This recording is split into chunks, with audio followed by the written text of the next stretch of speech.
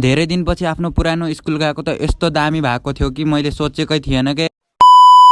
So hello guys, welcome back to my next video. अनि के छ हालखबर? आई होप सन्चै हुनुहुन्छ होला। अनि डेली भ्लगिङको आज डे चाहिँ 32 हो। धेरै दिनपछि चाहिँ म भ्लग हालिरहेको छु, किनभने केही प्रब्लमले गर्दा चाहिँ म भ्लग हाल्न पाएन। हजुरहरूले त्यही नै माया सपोर्ट देखाइदिनु होला। अनि आज चाहिँ म आफ्नो पुरानो स्कुल गइरहेको छु। केही बेर बसबाट गएको त बस नै नआइदिराक्यो। अनि केही बेर पछि बल्ल तल्ल आयो र हामी बसमा चढ्यौँ र अगाडितर्फ गयौँ। अनि हामी पुरानो स्कुल जानुको कारण चाहिँ इमेज ट्रान्सफर गर्नुको कारणले हो। इमेज चाहिँ नयाँ स्कुलमा गएपछि आफ्नो त्यो पुरानो स्कुलबाट इमेज पठाउनु पर्छ क्या, त्यही भएर जान लागेको हो। अनि केही बेर पछि हामी किर्तिपुर भन्ने ठाउँमा नि पुग्यौँ, किर्तिपुर गोदाम भन्ने ठाउँमा। अनि हामी त्यहाँतिर गयौँ। यस्तो हरियाली दामी भ्यू भएको थियो क्या, हाम्रो स्कुलको माथिबाट खिचेको थियो नि त। अनि यहाँ तलबाट काठमाडौँको भ्यू हेर्नु न गाइज, यस्तो बवाल लाग्यो कि मलाई।